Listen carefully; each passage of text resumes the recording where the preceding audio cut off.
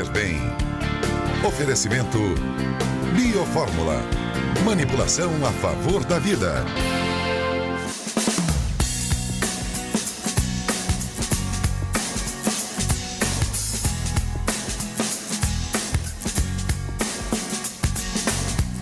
Medo ou fobia? Os dois termos não têm o mesmo significado, ainda que muitas vezes se estabeleçam confusões entre eles. O medo define-se pelo surgimento de uma reação ansiosa face a determinados estímulos. É uma emoção normal e que todos já experimentamos. Portanto, quando falamos em medos, nos referimos a uma emoção saudável que pretende alertar o ser humano dos perigos que o rodeiam. Mas e a fobia? A fobia é um medo patológico, específico e intenso, desencadeado por um objeto ou situação que, por si só, não acarreta qualquer perigo. Certo é que o fóbico acaba por ver a sua vida complicar-se, uma vez que as fobias o impedem de ter um dia a dia descontraído. E esta situação pode prolongar-se da infância até a idade adulta. Por isso, o Viver Bem de hoje fala sobre fobias na infância. E mais uma vez recebemos ele, Pausanes de Carvalho Filho, médico neurologista, para contribuir com o nosso tema de hoje. Bom dia, doutor. Bom dia. Realmente é um tema que merece uma atenção especial, cuidar das fobias na infância? Sem dúvida, isso costuma às vezes incomodar bastante as famílias, porque alguns casos são bastante exagerados e trazem outros inconvenientes. E é normal, doutora, as crianças pequenas sentirem receio diante de alguns ruídos, diante de alguns barulhos, algumas situações? Isso é considerado uma coisa normal da criança? Sem dúvida. Então, as crianças, assim que elas nascem, elas têm bastante medo. E tudo para elas é estranho. O mundo é estranho. O mundo parece ser bastante agressivo. Então, um simples ruído, um pequeno movimento ou um movimento anormal da mãe estando com a criança já é suficiente para ela esboçar uma reação de medo. Inclusive, para a gente falar dessa situação comum até na infância, né, doutor? Queria convidar o senhor para o nosso plasma para a gente mostrar aqui os medos mais comuns para os pais entenderem qual é o momento que aquilo passa do normal ou não. Separamos aqui os medos mais comuns na infância. Eu queria que o senhor comentasse cada um deles um pouquinho para a gente. Medo dos animais. Acontece, né, doutor? Bastante frequente. Então, algumas crianças, é claro, têm um medo mais exagerado de alguns animais do que de outros. Mas isso é extremamente variável e não tem como a gente dizer assim, esse medo é normal, esse medo é fora do normal. Tá? O que varia é a intensidade do medo. Então, é a intensidade do medo que faz com que isso seja admitido como uma coisa normal ou não normal. Então, pode ser tanto de animais pequenos quanto de animais maiores. Então, um grande número de crianças tem medo de insetos, de baratas, de aranhas. Adultos também, né, doutor? Adultos também, ixi, a gente vê isso bastante. Então, algumas pessoas têm isso desde a infância e persistem com isso ao longo da vida. O medo do escuro também é algo bastante comum nas crianças, mas que na vida adulta já acaba se tornando um pouco diferenciado, né? Então é compreensível. Então a criança ela se sente indefesa, ela sente que ela não tem a capacidade de defesa que tem um adulto, então o medo é sempre algo imprevisto, inesperado. Medo dos médicos, eles realmente têm medo de ir ao consultório, doutor? Muito. Então, muitas crianças entram no consultório já chorando, perguntando se tem injeção, se vão ter que tomar injeção, então se vão ter que fazer algum procedimento invasivo. Então, é um medo bastante natural. E por fim, o medo de dormirem sozinhas. É bastante natural também. Então, exatamente pela sensação de falta de segurança, pela a sensação de dificuldade de se defenderem do imprevisto. Então, isso é também bastante comum, a criança ter medo de dormir sozinha. Algumas crianças crescem tendo que, num pedaço da noite, às vezes, dormirem com os pais. Então, eles até pegam no sono na sua cama, mas depois de uma certa hora eles vão para a cama dos pais. A gente separou tudo isso porque é considerável normal, doutor, porque a gente quer saber se essas ocasiões, esses medos, eles podem tornar-se fobias e aí serem situações que vão atrapalhar a vida dessa criança na vida adulta. Exatamente. Então, medo é um sentimento normal do ser humano. Então, Então, todos nós temos medos. Isso faz parte do complexo de sentimentos da nossa autopreservação. Então, a gente tem medo de tudo aquilo que ameaça a nossa integridade física. Agora, esse medo ele pode tornar-se bastante intenso a ponto de gerar sintomas físicos que causam bastante incômodo à pessoa. Então, Inclusive, a gente tem aqui a lista dos sintomas para o senhor aproveitar o gancho e comentar para a gente. Então, vamos lá.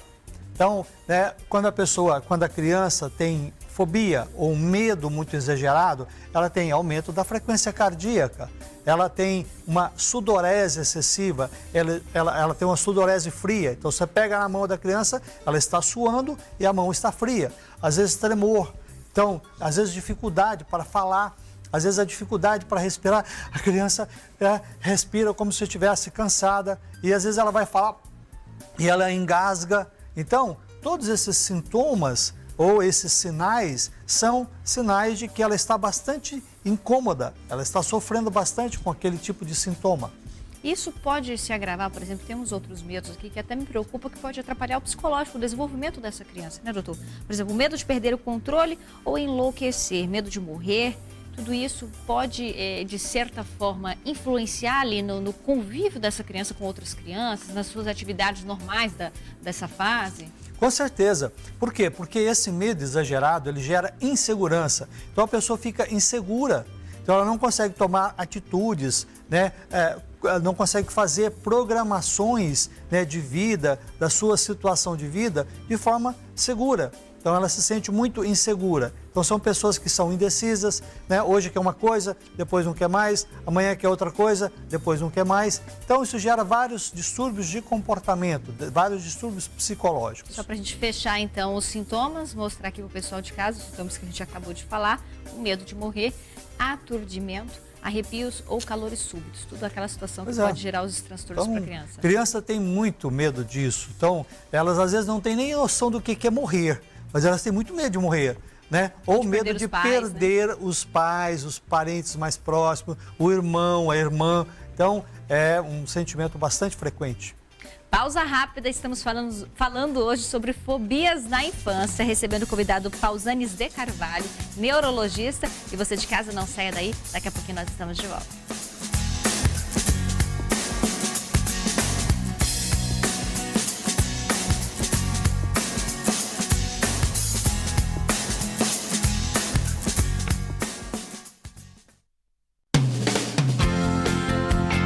Viver bem.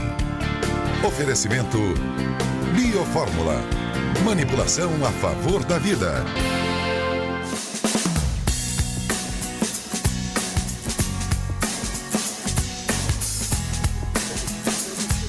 De volta com o nosso programa hoje falando sobre fobias na infância. E a que ponto, doutora, as fobias elas impedem o desenvolvimento psicológico normal das crianças?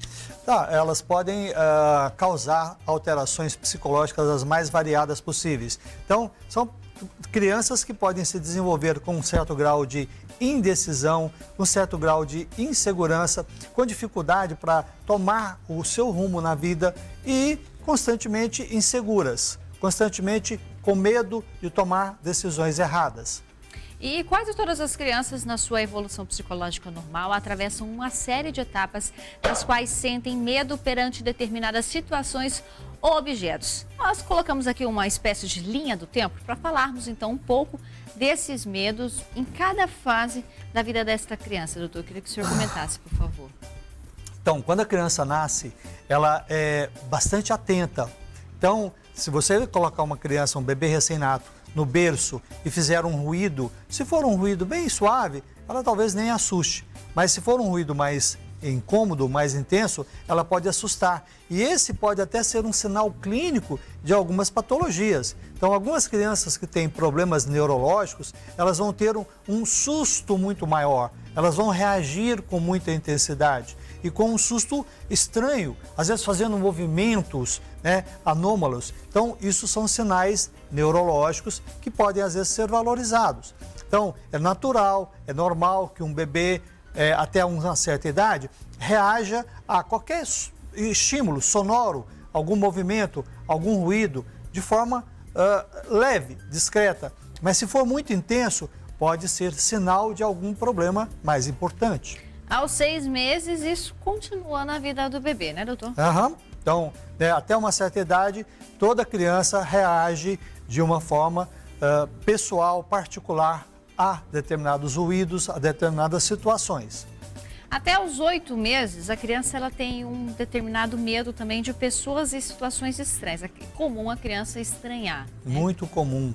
Então, a criança, todas as famílias sabem disso. Então, a criança, o bebê, às vezes, não aceita ir com uma outra pessoa que não seja da família. Então, às vezes, quando você vai entregar uma criança para uma outra pessoa que está visitando, e a criança abre a boca, começa a chorar. Normalmente tem uma que aceita mais do que a outra? Isso é pessoal, é particular. Então, não tem porquê e não tem, assim, um padrão para você dizer assim, toda criança com essa idade tem que ser desse jeito. Não, cada pessoa é de um jeito diferente. Cada bebê tem um comportamento diferente. E aí, por volta dos 4 anos, ela começa a apresentar aqueles medos que nós até mostramos no início, os medos mais comuns para uma criança.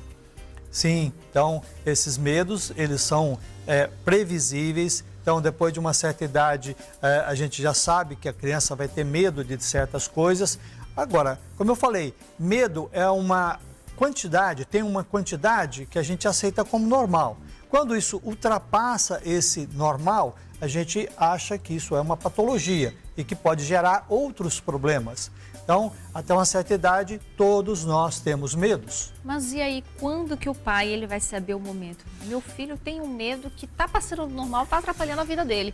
Quando eu vou levá-lo ao especialista? Quando eu vou buscar ajuda nesse sentido? Em medicina, a gente diz o seguinte, né? Não é muito fácil você estabelecer até que ponto uma coisa pode ser aceita como normal. Até que ponto, né, uma determinada atitude, um determinado comportamento pode ser aceito como normal.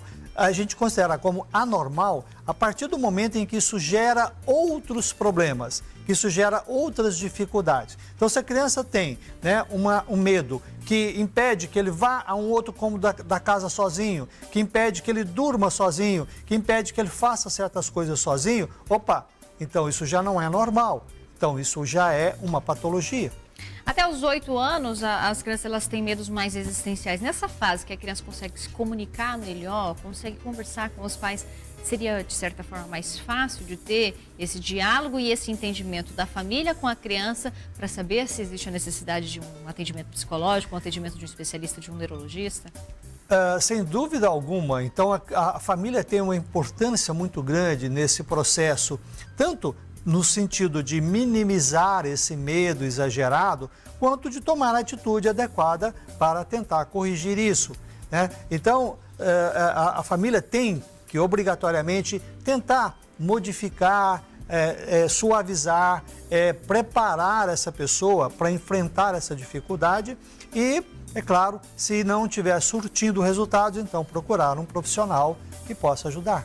Então, para a gente continuar nosso bate-papo de hoje, eu queria até chegar num ponto que pode preocupar. Parece, assim, às vezes uma coisa que a gente tem que é ignorável por ser algo normal, ter medo. Mas esses medos, essas fobias, de certa forma pode ser até um certo bullying para a criança, né? Ela conviver isso com os coleguinhas, tem medo daquilo. Quando passa por essa dificuldade também de achar engraçadinho, mas não ter esse cuidado especial, né? Sem dúvida alguma. Então, isso é muito comum hoje nas escolas. Então, quando os colegas percebem, né, que a criança tem uma dificuldade, qualquer que seja ela, isso é motivo para pegarem no pé, como eles dizem. Então, né, se for medo, aí é fácil, né, de provocar essa criança criando situações de medo. E aí a escola tem um papel fundamental nesse momento. Sem dúvida alguma. Então, cabe à estrutura escolar, né, orientar, né, chamar a família, orientar e procurar, né, uma solução mais adequada.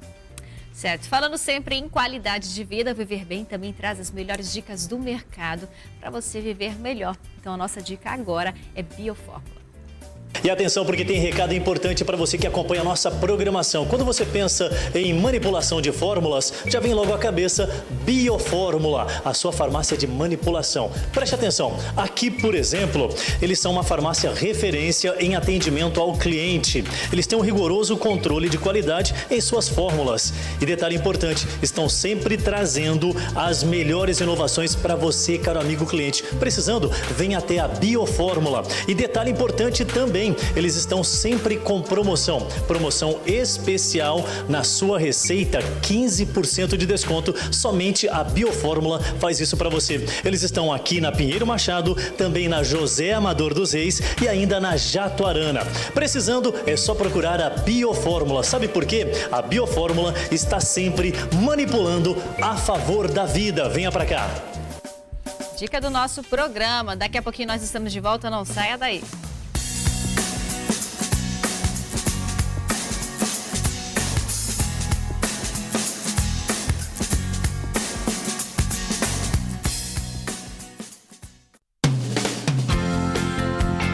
Viver bem. Oferecimento Biofórmula. Manipulação a favor da vida.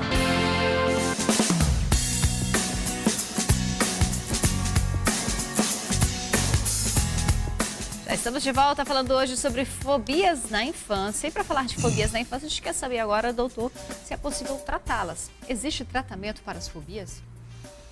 Não é fácil, mas existem.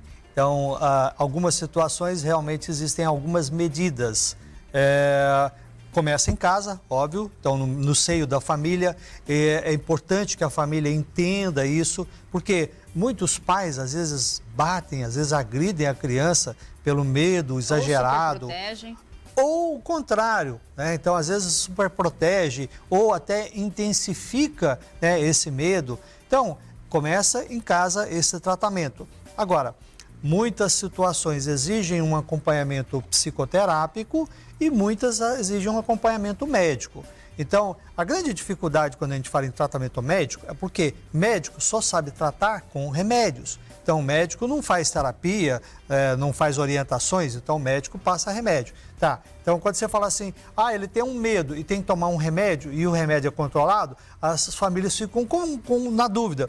Qual que é pior, é o medo ou é o remédio? Né? Então isso gera uma certa dificuldade e que, é claro, dependendo do grau, da intensidade, tem que tratar e tem que ser com medicamento mesmo. E é um tratamento que pode envolver vários profissionais, assim como o psicólogo, né? Com certeza. Então, exige o acompanhamento psicológico, exige o acompanhamento médico e, né, junta tudo isso, né, para ver se consegue minimizar as consequências que isso pode ter.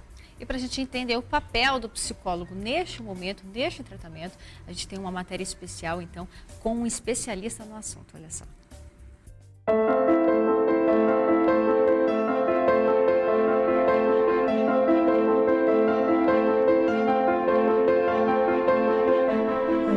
Ele aparece já nos primeiros meses da criança, né? Só que conforme a criança vai se desenvolvendo, esse medo ele vai tomando outra forma, né? O que a gente pode pensar de uma criança recém-nascida? Ruídos fortes, inesperados, pessoas estranhas, sem ser as pessoas do convívio, já causam essa sensação de medo na criança, só que não é tão elaborada. Conforme ela vai crescendo, né, esse medo vai tomando uma outra proporção. O medo, ele vai trazer algumas privações. Por exemplo, assim, eu tenho medo de cachorro, eu não chego perto do animal. Quando a gente tem a fobia, é uma situação mais agravada, ou seja, né, eu não vou apenas não chegar perto, eu vou ter sensações fisiológicas, né, então eu vou começar a suar, o meu coração vai acelerar, né, o batimento cardíaco vai ficar muito acelerado, tremores nas mãos, aí de repente eu não consigo mais fazer aquilo que eu queria fazer. Tem um animal ali, eu estava indo numa festinha de aniversário, a criança chegou na casa, tem um cachorro, ela não simplesmente fica longe, ela já não quer mais ir, ela começa a chorar, ela deixa de frequentar lugares. A partir do momento que o medo ou a fobia altera humor, comportamento e rotina, aí eu preciso olhar com mais cuidado, né? A intensidade disso. O que seria o humor? Uma criança entristecida, uma criança que não tem disposição para nada. Comportamento, uma criança pegajosa, uma criança dependente. E a rotina, a criança que deixa de fazer certas situações por conta do medo, da ansiedade ou da fobia. Eu percebi que isso está acontecendo de forma muito intensa O primeiro passo é o pai e a mãe, que é a rede de confiança da criança, se colocar à disposição. Tentar conversar com o filho e trazer uma reflexão. Por que isso está acontecendo? Como que eu posso te ajudar? Se perceber que a situação é grave, né, e que apenas o diálogo não é o suficiente, encaminhar para um profissional da saúde. Tudo aquilo que não é elaborado, tudo aquilo que na infância, de certa forma, fica uma imagem de trauma, né, de não elaboração, pode trazer resquícios no desenvolvimento, né, na adolescência e depois na vida adulta. Se ela vai passando por episódios na vida dela, onde esses episódios são marcados por eventos negativos, por privações, ela pode chegar na adolescência, né, muito fragilizada, não conseguir passar por certas situações e na vida adulta ter dificuldades para se inserir em mercado de trabalho, para falar em público, para conhecer pessoas diferentes. Por quê? Porque ela não viveu, né? O medo e a ansiedade privam muito o indivíduo. E aí, se ele não consegue ter esse contato com o outro por conta do medo, por conta da ansiedade, quando isso for uma obrigação, uma necessidade, que isso na adolescência e na vida adulta é um fato, ele vai ter muito mais dificuldade. Então, existem explicações científicas para o desenvolvimento desse medo? É o ambiente, é a situação, é os pais que podem passar isso para a criança? Não, isso é uma condição inata. Então, a criança já nasce com isso. Então, a gente observa isso, às vezes, em crianças desde os primeiros dias de vida. Então, elas são muito assustadas, elas assustam com muita facilidade e esses medos vão se tornando cada vez mais evidentes. É claro que em graus variáveis. Algumas têm medos aceitáveis como normal, mas como a gente já mencionou, dependendo do grau, eles passam a gerar outras dificuldades, outros incômodos para a criança. O tratamento medicamentoso, por exemplo, que gera já um certo medo nos pais, ele vai eliminar de vez esse medo? Não. Então essa é uma grande dificuldade, porque na verdade assim, não existe um remédio específico para isso. Então a criança está aqui com um medo, uma fobia, então nós vamos passar um remédio que é maravilhoso. Não existe esse remédio. Então, na verdade, nós usamos medicamentos que são ou ansiolíticos, ou antidepressivos, ou algum outro medicamento que atue sobre o comportamento e que pode ajudar. É claro que só o tratamento medicamentoso às vezes não é suficiente. Então, por isso é importante também o acompanhamento psicoterápico. Então, levar ao psicólogo, porque a psicologia ela tem várias técnicas para ir diminuindo isso de forma gradativa. Quem pode fazer esse diagnóstico, doutor? É o neurologista? Qualquer médico pode fazer esse diagnóstico, às vezes a própria família. Então, às vezes a criança já chega, né, e a mãe ou o pai diz assim, meu filho tem tal problema. Né? Então, isso hoje não é muito difícil de ser diagnosticado. Agora, qualquer médico, um clínico, um pediatra, né? Então os pediatras às vezes se deparam muito com isso e, óbvio, então, dependendo do grau, da intensidade, eles encaminham para um especialista. Agradeço mais uma vez a sua presença, doutor. Que isso, é um prazer sempre estar aqui com vocês. E você de casa, sábado que vem, nós estamos de volta 13h aqui na tela da SIC TV. Tchau.